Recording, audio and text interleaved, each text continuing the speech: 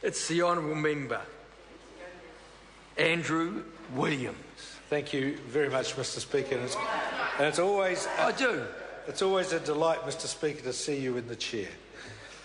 Mr. Speaker, New Zealand First is taking call on the Resource Management Restricted Duration of Certain Discharge and Coastal Permits Amendment Bill brought to the House by Green Party member Catherine Delahunty. And we also commend her for her efforts with this and for her intentions in terms of the quality of the rivers in New Zealand, but we also are unable to support the bill.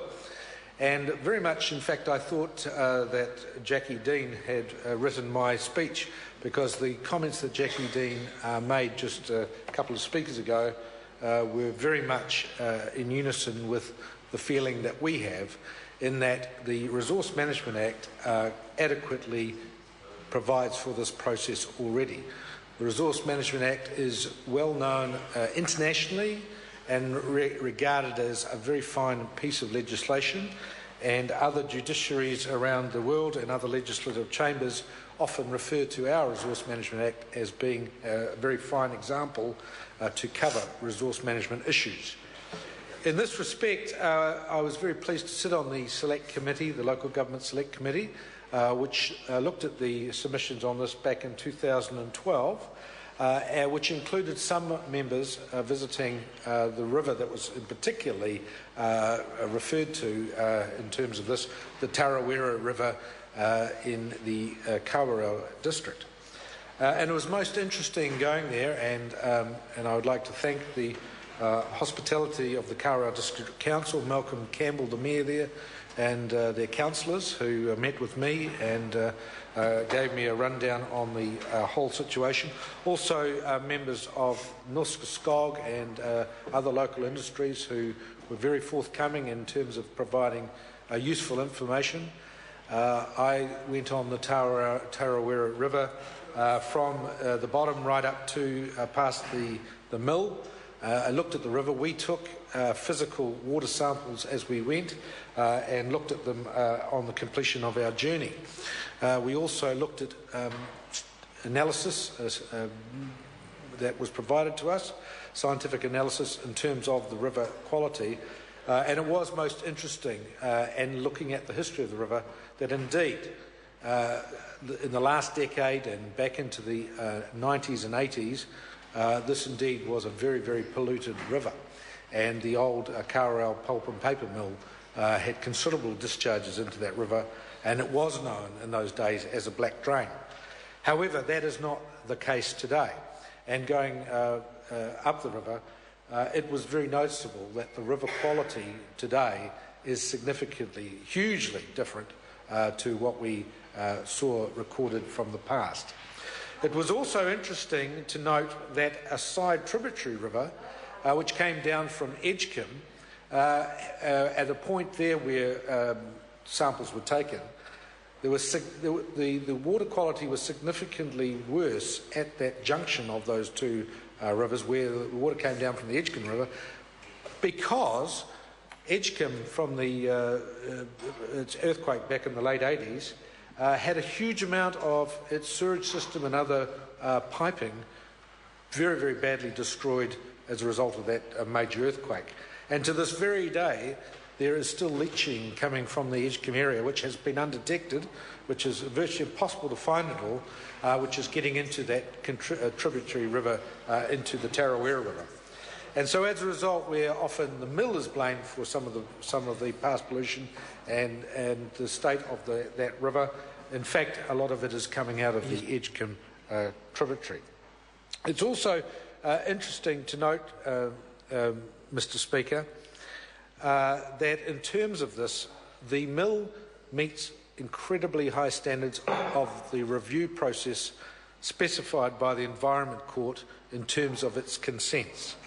And when it applied for its 35-year consent but was given a 25-year consent by the Environment Court, they set very stringent requirements on regular reviews. And those reviews require a constant downward requirement in terms of any discharges into the river by the mill. And we saw again scientific data which showed how that had significantly reduced over the years down to a fraction of what it was back 10, 15, 20 years ago. It was also interesting to note that the mill used to share the sewage system, or used to provide the sewage system for the Kawerau township, and that the Kawerau township itself was a major polluter in terms of putting contaminated discharge into the mill's treatment plant, and which was then discharging into the river.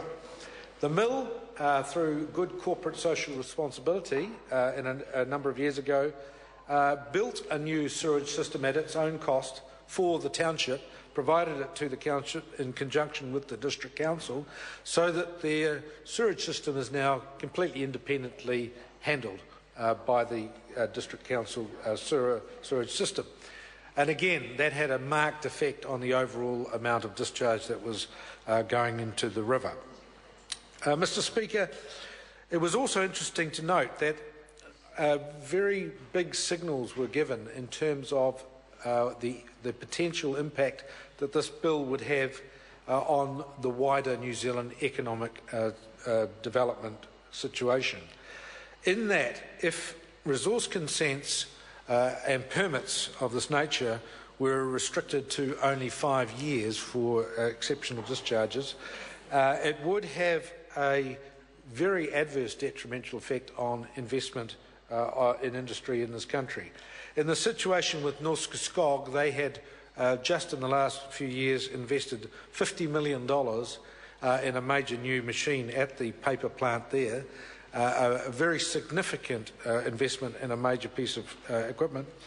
Had they not had the extended permits, the parent company internationally probably would have not made the decision to invest that $50 million in New Zealand, because simply, and we heard from the mill management, the mill management, up against their equivalent mill management in many other countries who are similarly looking for support from the parent company for investment in their plant and equipment, and they will certainly not go to somewhere where, if they feel they're only going to have the potential for a 5-year permit and then be required to shut down, then they would not continue with that, and therefore they would not make the initial investment. That very grave signal to the wider New Zealand industry certainly was alarming for New Zealand First. We are a party that supports economic development, and we want to see growth around New Zealand in a controlled and very responsible manner. And we see that controlled, responsible manner being via the likes of the Environment Court, via the likes of the Resource Management Act, who can put in place the right controls and processes to ensure that such industry and such investments are monitored in the correct way and are reported back and are ongoing in terms of their requirements to meet those standards. So, Mr. Speaker, New Zealand First will not be supporting this private member's bill. This will not have sufficient votes to be passed by this House. However, we do acknowledge the member in her efforts to highlight the issues of water quality in this country. It is certainly commendable that we are all looking to improve the quality of our rivers, to improve the quality of our marine environment. But at the end of the day, Mr. Speaker, it does have to be done in a responsible manner. It does have to be done in a holistic manner that will ensure that also ensures that we do it responsibly. And New Zealand First believes that the Resource Management Act will meet that adequately. Thank you, Mr. Speaker. Thank you. I call the Honourable Member Maggie Barry. Thank you, Mr. Speaker.